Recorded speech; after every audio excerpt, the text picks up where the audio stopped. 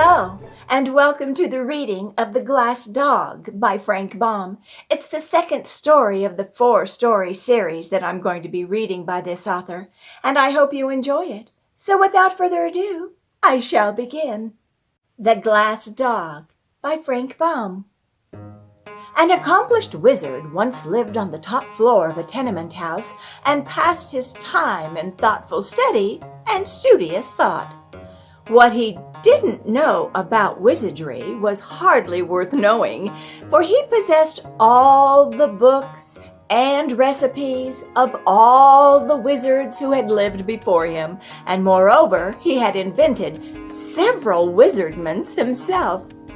This admirable person would have been completely happy but for the numerous interruptions to his studies caused by folk who come to consult him about their troubles, in which he was not interested, and by the loud knocks of the iceman, the milkman, the baker's boy, the laundryman, and the peanut woman. He never dealt with any of these people, but they rapped at his door every day to see him about this or that, or try to sell him their wares. Just when he was most deeply interested in his books or engaged in watching the bubbling of a cauldron, there would come a knock at his door, and after sending the intruder away, he always found he had lost his train of thought or ruined his compound. At length, these interruptions aroused his anger, and he decided he must have a dog to keep people away from his door. He didn't know where to find a dog, but in the next room lived a poor glassblower with whom he had a slight acquaintance. So he went into the man's apartment and asked, "Where can I find a dog?" "What sort of dog?" inquired the glassblower. "A good dog, one that will bark at people and drive them away, one that will be no trouble to keep and won't expect to be fed, one that has no fleas and is neat in his habits, one that will obey me when I speak to him. In short, a good dog," said the wizard. "Such a dog is hard to find," returned the glassblower, who was busy making a blue glass flower pot with a pink glass rosebush in it. Ooh, that sounds pretty. Having green glass leaves and yellow glass roses. The wizard watched him thoughtfully. "Why cannot you blow me a dog out of glass?" he asked presently. "I can," declared the glassblower, "but it would not bark at people." "Oh, I'll fix that easily enough," replied the other. "If I could not make a glass dog bark, I would be a mighty poor wizard." "Very well. If you can use a glass dog, I'll be pleased to blow one for you. Only you must pay me for my work." "Oh, certainly," agreed the wizard, "but I have none of that horrid stuff you call money. You must take some of my wares in exchange." The glass blower considered the matter for a moment. "Could you give me something to cure my rheumatism?" he asked. "Oh, yes, easily," replied the wizard. "Then it's a bargain. I'll start the dog at once. What color of glass do I use?" "Pink is a pretty color," said the wizard, "and it's unusual for a dog, isn't it?" "Very," answered the glass blower, "but it shall be pink." So the wizard went back to his studies, and the glass blower began to make the dog. Next morning he entered the wizard's room with the glass dog under his arm and set it carefully upon the table. It was a beautiful pink in color, with a fine coat of spun glass, and about its neck was twisted a blue glass ribbon. Its eyes were specks of black glass and sparkled intelligently, as do many of the glass eyes worn by men. The wizard expressed himself pleased with the glassblower's skill, and at once handed him a small vial. This will cure your rheumatism," said the wizard.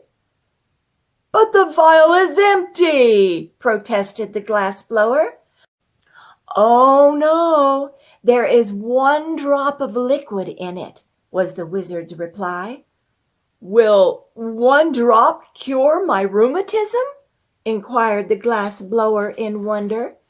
"Most certainly. That is a marvelous remedy. The 1 drop contained in the vial will cure instantly any kind of disease ever known to humanity. Therefore, it is especially good for rheumatism. But guard it well, for it is the only drop of its kind in the world, and I have forgotten the recipe." "Thank you," said the glassblower and went back to his room. Then the wizard cast a whizzy spell and mumbled several very learned words in the wizardese language over the glass dog, whereupon the little animal first wagged its tail from side to side, then winked its left eye knowingly, and at last began barking in a most frightful manner. That is, when you stop to consider the noise came from a pink glass dog.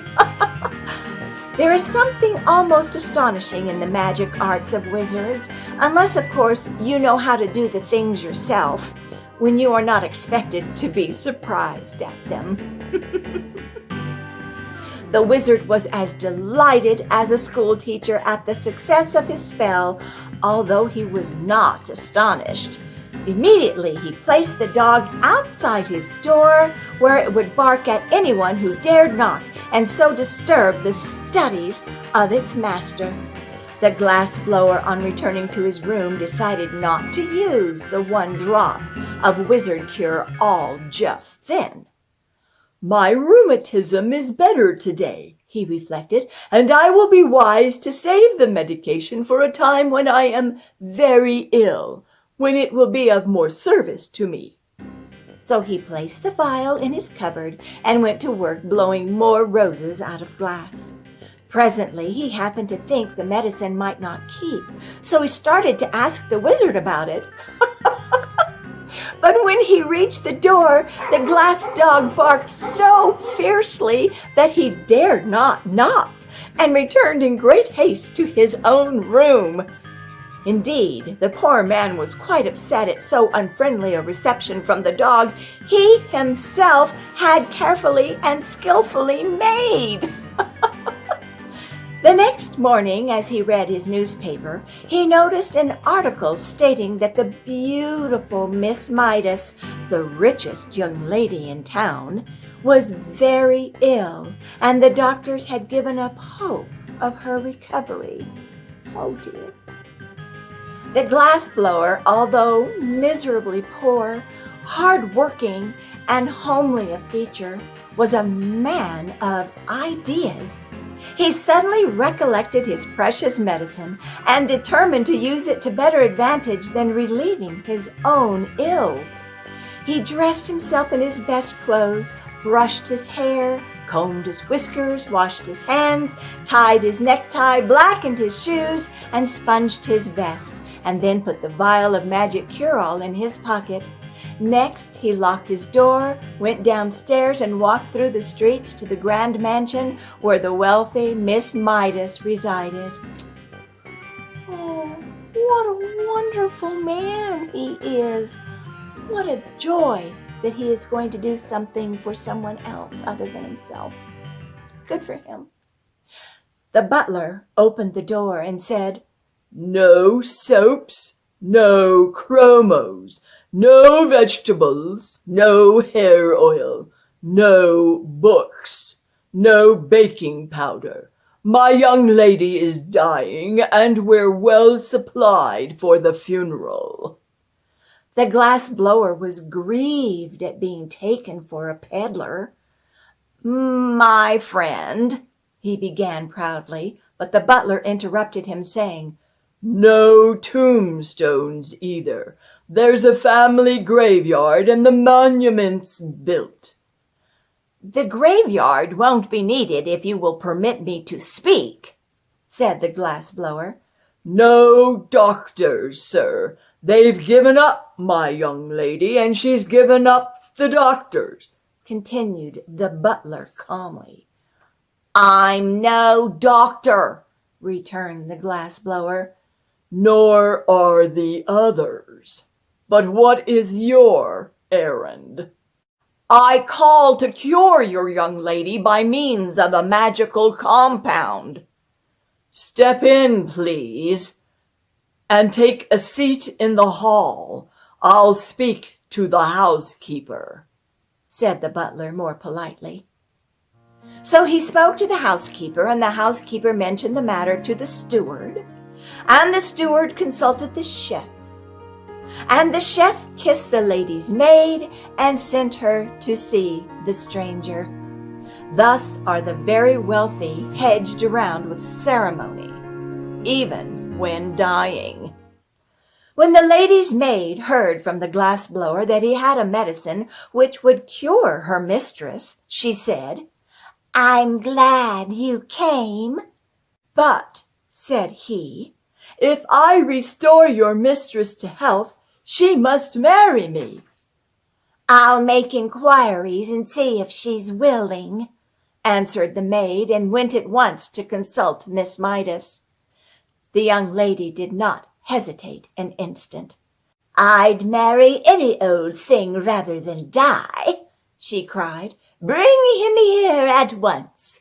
So the glass-blower came, poured the magic drop into a little water, gave it to the patient, and the next minute Miss Midas was as well as she had ever been in her life. Hooray! "Dear me!" she exclaimed. "I've an engagement at the Fritters' reception tonight. Bring my pearl-colored silk, Marie, and I will begin my toilet at once." Toilet is preparations for makeup and such. "And don't forget to cancel the order for the funeral flowers and your mourning gown." "But, Miss Midas," remonstrated the glass-blower who stood by, "you promised to marry me if I cured you." "I know," said the young lady, "but we must have time to make proper announcement in the society papers and have the wedding cards engraved. Call tomorrow and we'll talk it over." The glass-blower had not impressed her favorably as a husband, and she was glad to find an excuse for getting rid of him for a time, and she did not want to miss the Fritters' reception. Oh no, we mustn't miss that, must we? Yet the man went home filled with joy, for he thought his stratagem had succeeded, and he was about to marry a rich wife who would keep him in luxury forever afterward. I wonder about that statement. The first thing he did on reaching his room was to, smash his glass-blowing tools and throw them out the window. No! He then sat down to figure out ways of spending his wife's money. The following day he called upon Miss Midas, who was reading a novel and eating chocolate creams as happily as if she had never been ill in her life. "Where did you get the magic compound that cured me?" she asked. "From a learned wizard," said he, and then thinking it would interest her, he told her how he had made the glass dog for the wizard and how it barked and kept everybody from bothering him. "How delightful," said she. "I've always wanted a glass dog that could bark." "Really? She did?" "But there is only one in the world," he answered, "and it belongs to the wizard." "You must buy it for me," said the lady. "The wizard cares nothing about money," replied the glass-blower. "Then you must steal it for me," she retorted. "I can never live happily another day unless I have a glass dog that barks." The glass-blower was much distressed at this, but said he would see what he could do. For a man should always try to please his wife, and Miss Midas has promised to marry him within a week. On his way home, he purchased a heavy sack, and when he passed the wizard's door and the pink glass dog ran out to bark at him, he threw the sack over the dog, tied the opening with a piece of twine, and carried him away to his own room. The next day he sent the sack by messenger boy to Miss Midas with his compliments. And later in the afternoon he called upon her in person, feeling quite sure he would be received with gratitude for stealing the dog she so greatly desired. But when he came to the door and the butler opened it, what was his amazement to see the glass dog rush out and begin barking at him furiously. "Call off your dog!" he shouted in terror. "I can't, sir," answered the butler. "My young lady has ordered the glass dog to bark whenever you call here. You'd better look out, sir," he added, "for if it bites you, you may have glassophobia."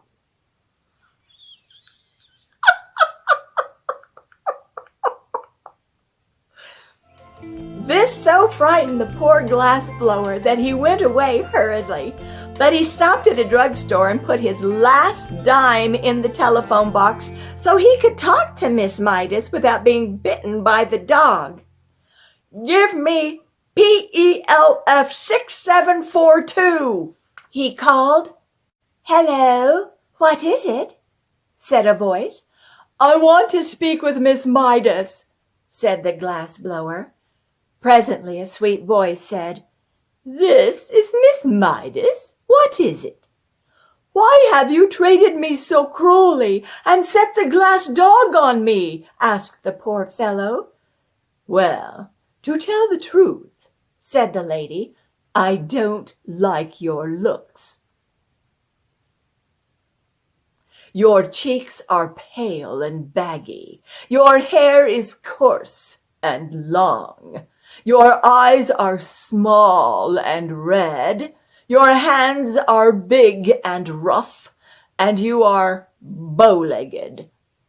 "But I can't help my looks," pleaded the glass blower, "and you really promised to marry me." "If you were better looking, I'd keep my promise," she returned. "But under the circumstances, you are no fit mate for me. And unless you keep away from my mansion, I shall set my glass dog on you." She then dropped the phone and would have nothing more to say. The miserable glass blower went home with a heart bursting with disappointment and began tying a rope to the bedpost by which to hang himself. No, that's not a good idea. That's not a good idea. Someone knocked at the door, and upon opening it, he saw the wizard. "I've lost my dog," he announced. "Have you indeed?" replied the glass blower, tying a knot in the rope. "Yes, someone has stolen him." "That's too bad," declared the glass blower indifferently. "You must make me another," said the wizard. "But I cannot. I've thrown away my tools." "Then what shall I do?" asked the wizard. "I do not know unless you offer a reward for the dog." "But I have no money," said the wizard. "Offer some of your compounds then," suggested the glass blower, who was making a noose in the rope for his head to go through. No, no, no. The only thing I can spare, replied the wizard thoughtfully, is a beauty powder. What? Cried the glass blower, throwing down the rope. Have you really such a thing? Yes, indeed. Whoever takes the powder will become the most beautiful person in the world. If you will offer that as a reward, said the glass blower eagerly, I'll try to find the dog for you, for above everything else I long to be beautiful. But I warn you, the beauty will only be skin deep, said the wizard. That's all right, replied the happy glass blower. When I lose my skin, I shan't care to remain beautiful. Then tell me where to find my dog, and you shall have the powder, promised the wizard.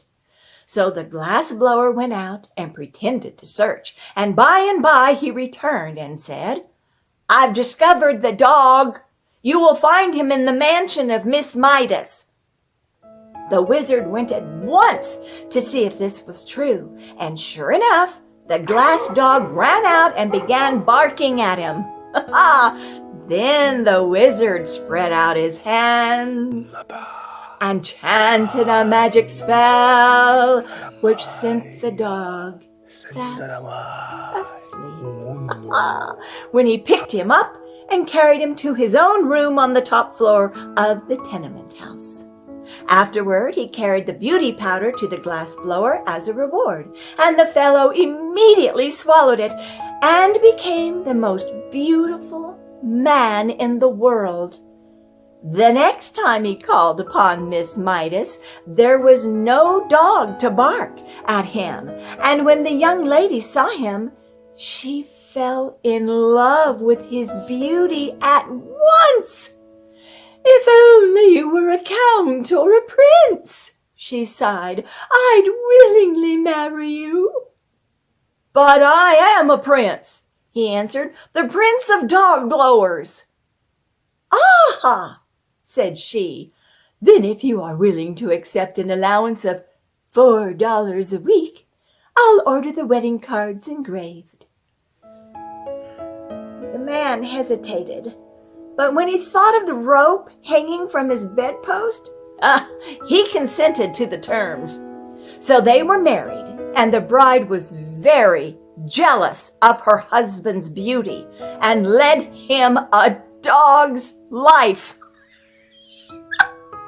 So he managed to get into debt and made her miserable in return. As for the glass dog, the wizard set him barking again by means of his wizardness and put him outside his door. I suppose he is there yet, and am rather sorry, for I should like to consult with the wizard about the moral to this story. The end. Yeah, it's unusual. It's weird. But it was kind of crafty, don't you think? But I hope you enjoyed this story. And if you give me a moment, we'll find out what the next story is going to be. I have my magic bucket here with the two more stories in there. Let's see which one I'm going to kind of grab them up a little bit. Which one is this one? So this one is going to be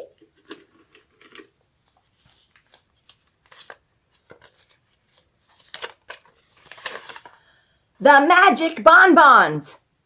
Bonbons are candy. I hope that's what this story is about. The Magic Bonbons. So until we meet again to read The Magic Bonbons, from Frank Baum, I bid you good day